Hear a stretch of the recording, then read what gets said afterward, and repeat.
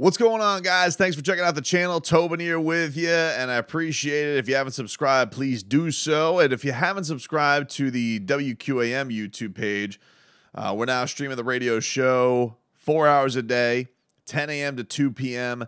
every single weekday. So check us on out, and you guys can watch the show live. You guys can interact with the chat, the whole deal.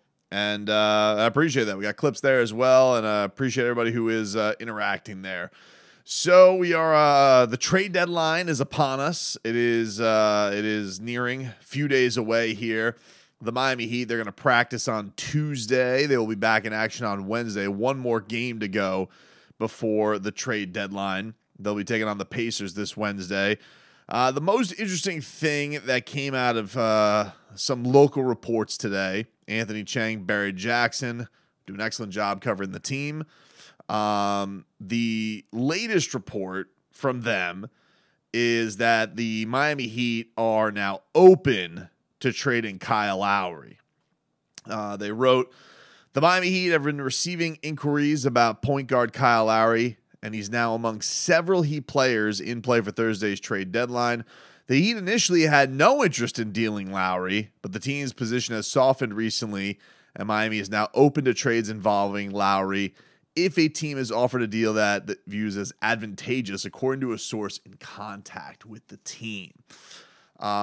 This is interesting for a couple of reasons. One, I would say that the Herald, a particular Barry, has thrown some cold water on Lowry trades in the past. You'll remember he's the one who reported that the Heat wouldn't trade Kyle Lowry for Kyrie Irving back in the summer. Barry very plugged in on, I don't know who has more sources or is more plugged into more different teams in town than Barry. Barry's been doing it for a very, very long time.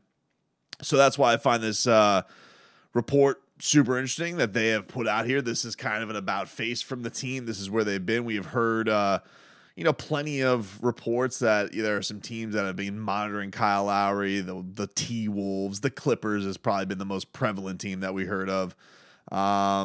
But the idea that the Miami Heat are now, it seems are open to trading him almost makes it sound like the team is trying very much to trade Kyle Lowry.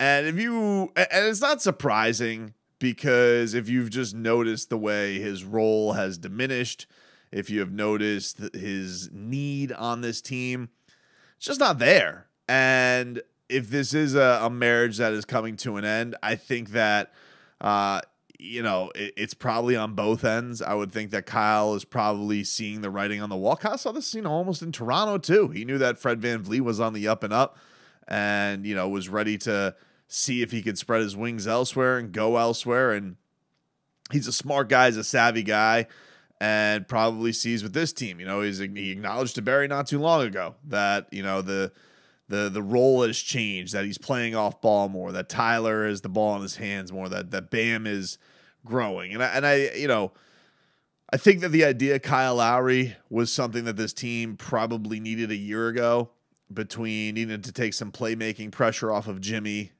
finding somebody who could get Bam Adebayo the basketball. Tyler Hero was very young. He wasn't going to start for the team. All of that stuff has changed. I think that Bam and Tyler have taken a big burden off of Jimmy Butler. Tyler starts now, and it's just not the same team that he signed to. The run it back is the same, but when you hear things like, oh, well, I have to adjust and I have to get used to this. Like, if I'm the Miami Heat and I'm listening, like, dude, you can't be the guy who needs to adjust. Like, you need to, or needs time to adjust. You're the 17-year veteran. Like, we kind of need you to get to it immediately. Like, we need to have, you're supposed to be picking up on this stuff and picking your spots. And a lot of the times it just feels like his adjustment is, hands off on everything. And it's like, you can't have your $30 million a year point guard be hands off have a hands off approach to his adjustment.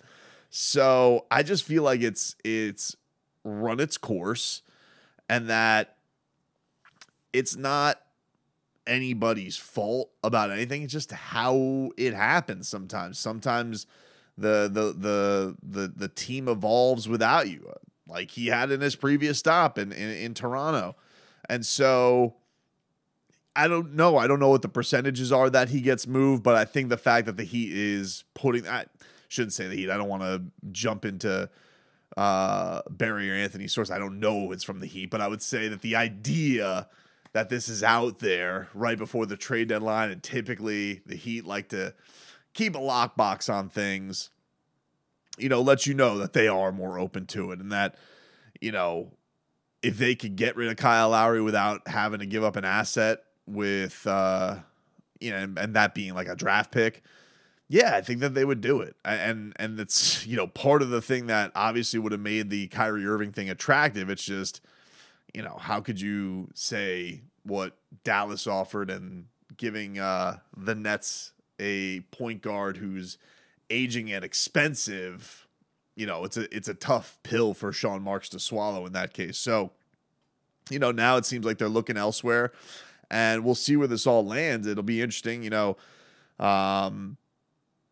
I'm sure that they'll dance around this, publicly when asked about it, and it'll be interesting to hear what Spo has to say about Kyle's role at practice. That's going to be tomorrow afternoon. I mean, I'll be on the air, so I won't be there.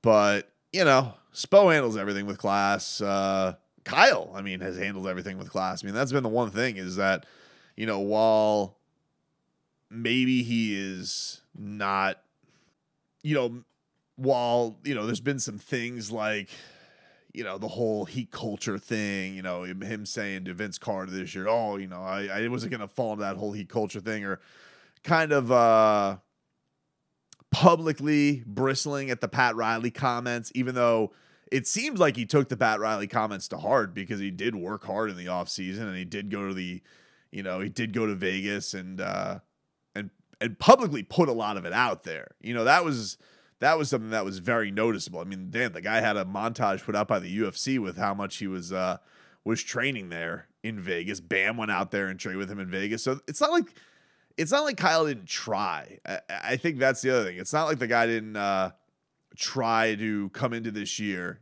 I remember sitting down with him at media day and saying that, yeah, I feel like I'm going to be a lot more comfortable. I'm going to know we know personally it was a tough year for him with what he was dealing with, and his first season down here, and that I think he probably thought it was going to go a lot smoother this year. This doesn't seem like it was a personal thing. This just seems like the evolution of a basketball thing, and I don't really know, where it goes from here. Victor Oladipo is another part of it too. Vic was basically hurt all of last year and didn't really get playing time in the playoffs until Kyle got hurt.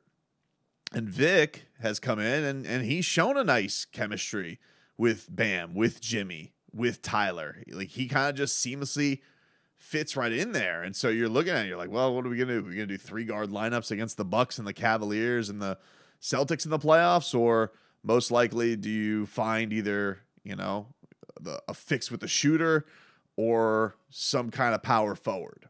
I just kind of feel like the writing, once Vic emerged and was being useful in closing lineups, I just felt like the writing was kind of on the wall, and is on the wall on Kyle's role with the team. So, it'll be interesting to see what happens, but I definitely feel like this is a bat signal that they are trying to move on. And I don't know if Kyle would hate moving on, especially in the right situation. If you told him he was going to go play with Paul George and Kawhi Leonard, I don't think he would hate that. Golf is still lovely in LA, and he'd still be on a team that I think can make some noise, and he could be part of that piece. He did say, he was on the record recently and saying, I want to stay, but it's got to be a guy who is as credentialed as he is, being in this spot where you're basically not being used in the fourth quarter at all points. You get, we've seen these non-existent first halves come on, and you got 6 minutes to score and make your impact known by that point.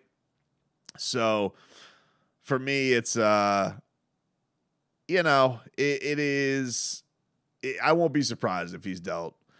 The other thing that was put out there was, Ira put this out there. This was in his Ask Ira column about the idea of, if they don't trade him, what will become of it. And Ira had said that the Heat will likely turn their attention to, let me get this exactly.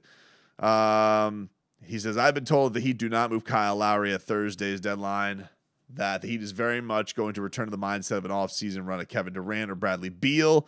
Should either of them express desire to move on for Durant, gets to see if Brooklyn can remix work, but I do agree that it is almost as if the Heat keep kicking it down the road with visions of Durant or Beal as the games and the season tick along with nothing but mediocrity in the interim. Yeah, I mean, like, of course, if Kyle, like the one benefit of having a Kyle Lowry in the summer is you're going to trade him to a team on an expiring deal. Certainly the Beal thing probably makes a lot more sense. They invested a lot of money in him. And if you could collaborate some kind of deal there and he comes here, I could definitely say that's, like, that's the benefit of having that hefty salary is that you have to have the mechanisms to make these kind of trades work for you, but the Durant thing is just, I feel like they're going to be so stubborn on Kevin Durant. Maybe something changes in the next 48 hours. I don't think there's a shot in hell he gets traded. I know Stephen A. Smith did say on First Take that he's heard he's on the verge and to keep an eye on Boston and Jaylen Brown. And I just have I got a hard time believing after everything they've already been through this year that Brooklyn is finally going to tap out and give in to Kevin Durant. Because I don't think Kevin Durant would do what Kyrie Irving was threatening to do. I don't think he will sit out or, pretend like his injury is worse than it is until he gets what he wants. I just can't see him doing that. I don't think they're the same type of guy. I don't think they function the same type of way. I think that he really likes to play basketball. Kyrie Irving, he's cool sitting out from playing basketball just so he can, make his stand and get what he wants. I think that KD would have a harder time with that. So I have a hard time believing that he's going to get traded. And that the Nets are going to kind of just see how this thing happens. Maybe they make another move. Who knows? So that one is a pipe dream, I think, for right now. And it's tough to imagine a world where the Heat have the asset of getting for him outside of Tyler Hero having a monster postseason, and even and then showing that he could be like the guy who is that final piece and teams would be into trading because, I don't think that was there this summer after his last postseason. So he's got some proving to do there. But if he does, then all of a sudden, it's looked upon as, oh man, this is a guy we have to, we feel like we're getting something here. We're getting a cornerstone here. But for right now, I don't think KD's going anywhere. I think that's probably going to pass by. So, the Lowry stuff was certainly interesting to see that be put out there into the ether today with the Kyrie thing going by the wayside this weekend, and the Heat kind of putting this narrative of he wasn't a fit, he wasn't going to be a fit, yada yada, and now it's like, well, your ultimate QB1 may not be quite the fit that you were thinking he was going to be, and they may be in a different direction by the end of this thing anyway.